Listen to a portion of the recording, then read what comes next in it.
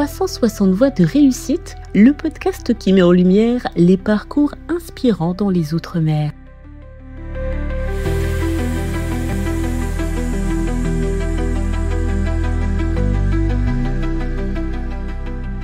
Bonjour et bienvenue dans 360 voies de réussite, le podcast qui met en lumière les parcours inspirants dans les Outre-mer, réunissant à travers l'insertion professionnelle, l'éducation, l'entrepreneuriat et bien plus encore. Ce nouveau rendez-vous a pour but de vous faire partager des histoires de succès, de passion, de résilience aussi, parce que ils et elles nous font prendre conscience que croire en ses rêves, se donner les moyens, nous permet d'accomplir de grandes choses. Nous sommes partis à leur rencontre. 360 voies de réussite, un podcast présenté par Abi Saïd Adinani. Dans ce nouvel épisode, nous avons l'honneur d'accueillir Murray Miredin, directeur général adjoint chez Kama, implanté depuis plus de 30 ans en Guadeloupe.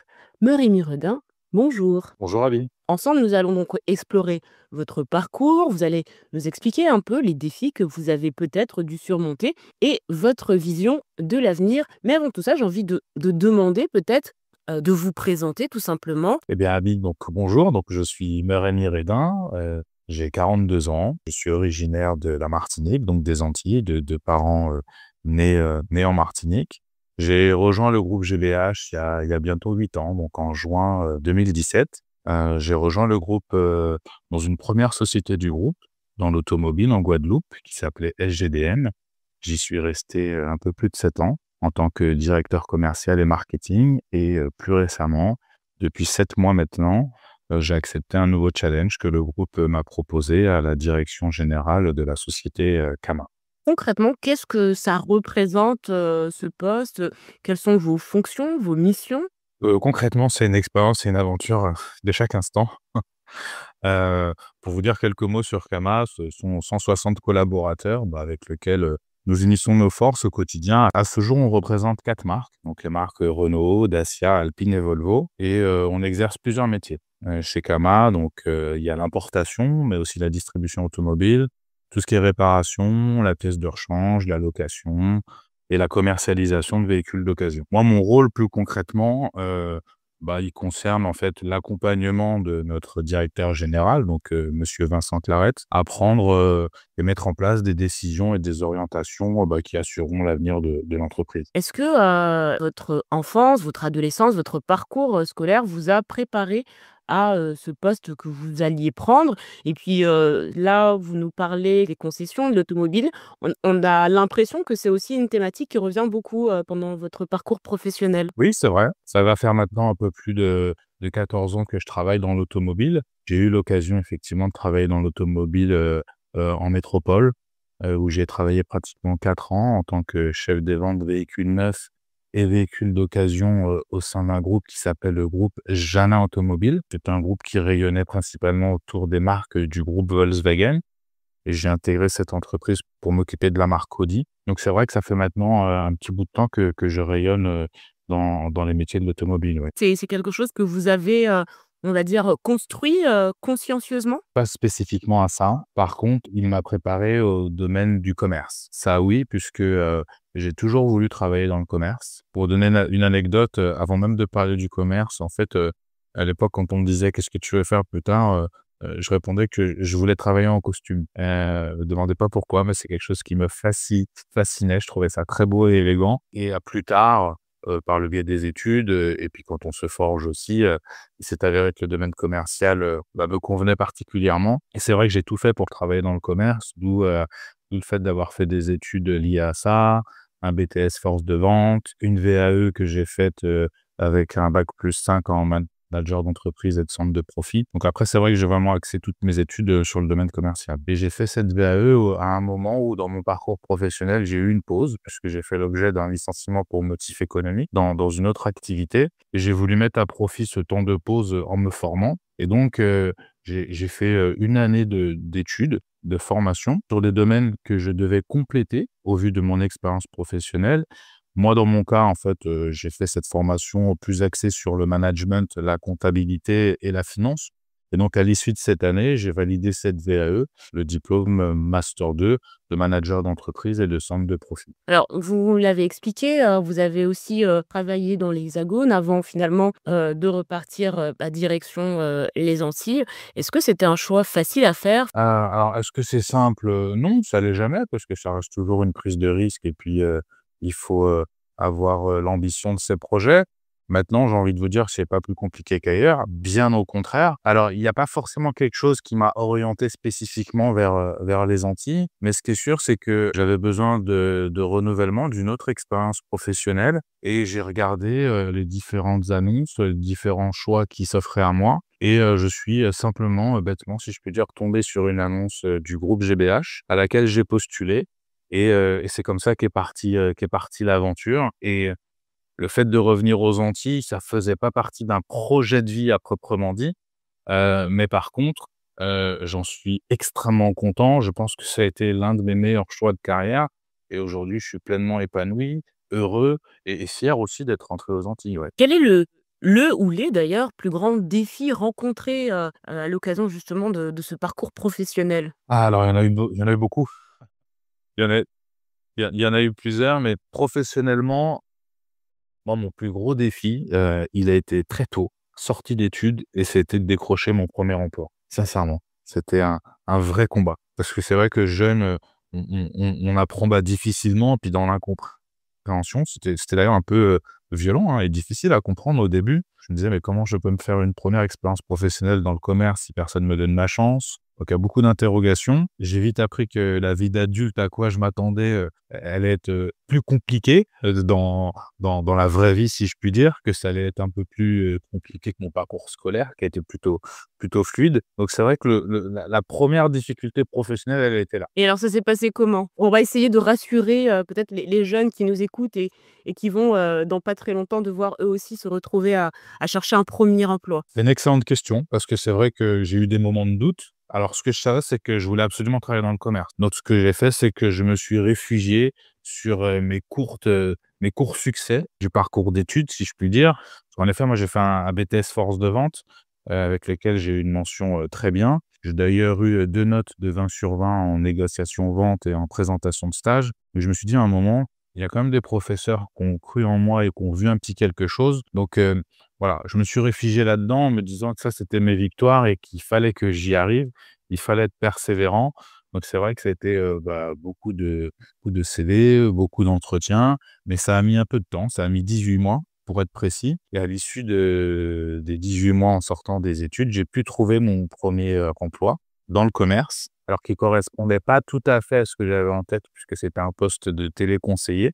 Et moi, je voulais vraiment être sur le terrain, mais je me suis dit que c'était une opportunité et que c'était à moi de prouver, à moi de faire mes preuves pour qu'après, je puisse vraiment, obtenir ce que je voulais. 18 mois, c'est énorme. On se demande qu'est-ce qui fait qu'on tient? J'ai envie de vous dire, c'est peut-être aussi une autre époque, même si je suis pas si vieux que ça. Comment on fait? On prend du réconfort auprès de ses proches, sa famille, ses amis, ses professeurs aussi et puis, alors j'aurais pu travailler, mais pas dans ce que je voulais. Il faut faire attention, il y a une nuance aussi, c'est-à-dire que travailler pour travailler, c'est pas forcément, ce dont j'avais envie puisque moi j'étais, pour le coup, bien axé, j'avais bien en tête, ce qui me plaisait, c'était de travailler dans le commerce. C'est pour ça que j'ai voulu vraiment m'orienter, m'axer sur ce que j'avais en tête. Oui, c'est ça, c'est important de finalement, se raccrocher à des objectifs. L'idée, c'est de tout mettre en œuvre pour y arriver. Il faut pas lâcher.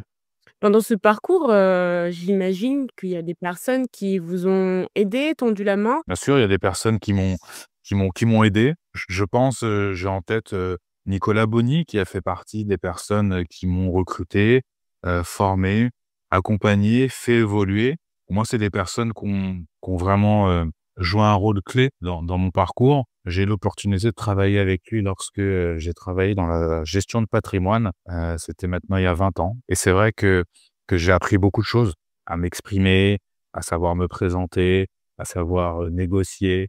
J'ai vraiment appris les ficelles du métier et aujourd'hui, ça me sert encore et c'est vrai que c'est quelqu'un qui a vraiment marqué mon parcours, ouais.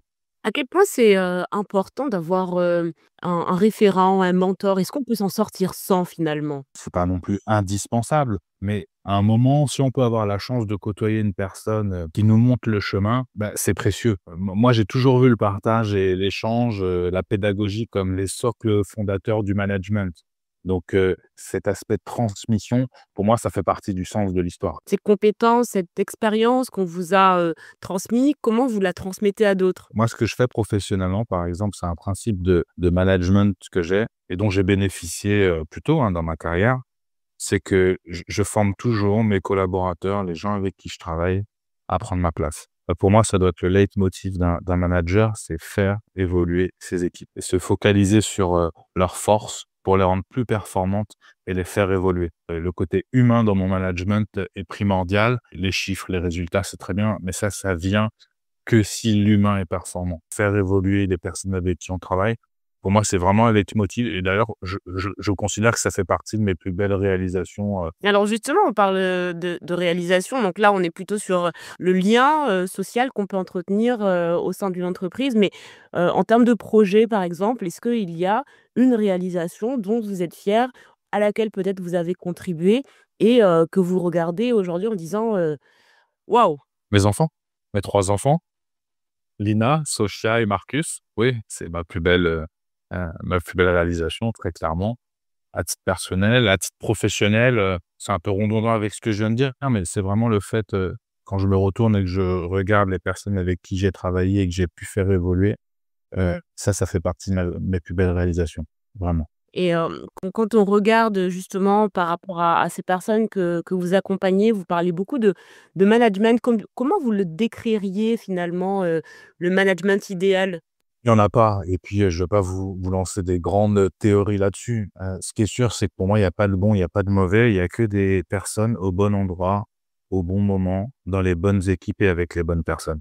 C'est ça le management et ça, faut savoir le déceler, l'anticiper, l'appréhender, donc c'est de la communication, c'est de la pédagogie, c'est de l'échange, c'est des valeurs d'exemplarité. Ça, c'est des valeurs qui pour moi sont très, très fortes. Le management, il est beaucoup plus simple quand soi-même on est exemplaire et vos équipes, elles vous suivent. C'est aussi de la performance, c'est de l'humilité. Donc en fait, c'est tout un tas de choses, qui reposent pour moi sur, des socles et quand on veut les transmettre, la première chose, c'est déjà soi-même de se les imposer. Aujourd'hui, quels sont les, futurs projets ou les futurs objectifs que vous vous fixez pour, Kama? Aujourd'hui, concrètement, l'objectif le plus précieux que j'ai en tête sur Kama, c'est pour vous dire 2 mots sur Kama, Kama, ça a été pendant des années le fleuron de l'automobile en Guadeloupe, au sein du groupe, GBH. C'est vrai que ces 2 dernières années ont été plutôt mauvaises, plutôt médiocres pour Kama, qui a d'ailleurs nécessité, bah, la restructuration de la direction générale avec l'arrivée donc de notre directeur général, monsieur Claret et moi en tant qu'adjoint. Mon objectif, il est clair, hein, c'est que Kama retrouve le niveau de performance que mérite cette entreprise. Voilà. Aujourd'hui, on passe une vague qui est un peu difficile. Il faut qu'on redore le blason de l'entreprise. Les difficultés par rapport à ça, elles sont liées à quoi? Elles c'est une bonne question, je n'aurai pas le temps de tout développer là, mais elles sont liées aux hommes, déjà dans un premier temps, avec, bah, dans certaines activités, des problèmes, d'effectifs, des problèmes aussi de motivation, peut-être des fois de compétences. Elles sont liées à un manque de vision, un manque d'anticipation. Le marché automobile, c'est un marché qui est très mouvant, qui est très réglementé et c'est vrai que c'est difficile d'avoir un coup d'avance, mais il faut quand même se poser et réfléchir et anticiper des scénarios. Donc c'est vrai que ça a manqué un peu de vision.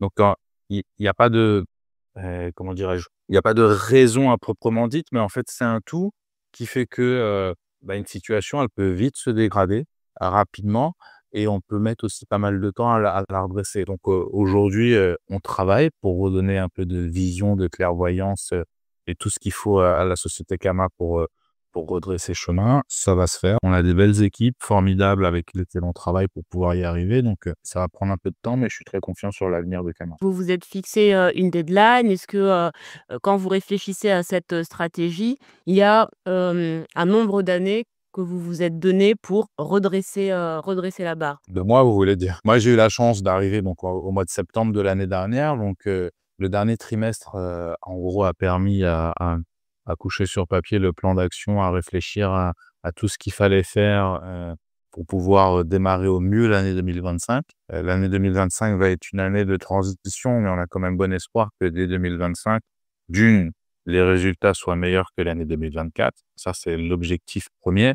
Et puis qu'en 2026, on conforte la position et qu'on améliore les chiffres que Kama a pu connaître avant ces années-là. Donc, 2025, on revient dans la course et 2026, on accélère. Quels conseils pratiques vous pourriez donner à une personne qui cherche à faire un parcours similaire au vôtre?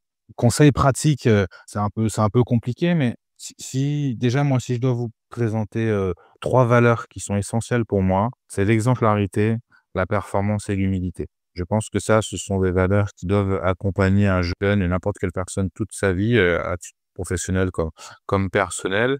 Et puis si ça me revient, tiens, j'ai un conseil à vous donner. Bien évidemment, postulez chez GBH. C'est le meilleur conseil que je puisse vous donner.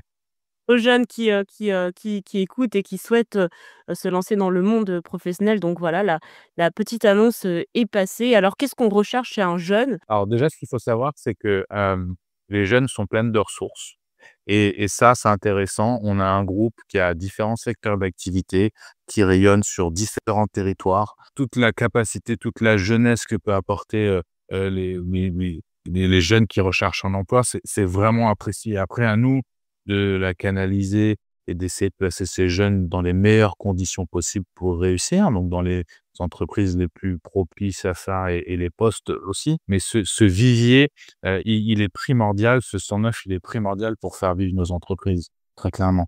Et on va finir avec finalement cette citation, peut-être, un principe qui vous porte au quotidien et que vous avez envie de partager avec nous. Pas forcément, mais j'aimerais développer 5 points rapidement, qui pour moi sont importantes et si ceux qui nous écoutent et les jeunes qui nous écoutent doivent retenir 5 points, ce sont ceux-là. La première, c'est croyez en vous et en vos capacités. C'est important, c'est normal de ressentir de l'incertitude. Voilà, faut utiliser son énergie pour se motiver, apprendre et grandir. Le deuxième point, c'est n'ayez pas peur de l'échec. Les erreurs, les opportunités, ça fait partie de l'apprentissage. Chaque échec, en fait, il nous rapproche un peu plus de la réussite. Troisièmement, entourez-vous des personnes positives et inspirantes. On a parlé des mentors, et ben, ça en fait partie, que ce soit des amis, des collègues, de la famille. Entourez-vous des personnes qui vous soutiendront et qui vous encourageront. Ensuite, le quatrième point, être curieux et continuer d'apprendre. Le monde, il change rapidement. Rester informé, adaptable, c'est essentiel. Surtout dans le monde dans lequel on évolue aujourd'hui. Et la dernière chose, c'est faire preuve de persévérance. Je suis très bien placé pour vous en parler. Je vous ai expliqué que j'ai mis 1 an et demi à trouver mon premier job. La route du succès, des fois, elle est semée d'embûches, donc il faut rien lâcher, faire preuve de persévérance. Merci beaucoup, Murray Muredin, de nous avoir accordé ce temps, d'être revenu avec nous sur, votre parcours, vos ambitions et vos échecs aussi et c'est ça le plus important, c'est-à-dire ne jamais rester sur un échec. Je pense que c'est important aussi de le rappeler. Tiens. Merci en tout cas à nos auditeurs d'avoir, écouté 360 voix de réussite. Nous espérons que cette histoire vous a inspiré, vous a motivé et nous nous retrouverons bien évidemment très vite avec un nouvel invité qui reviendra avec nous sur sa voie de la réussite. À très vite.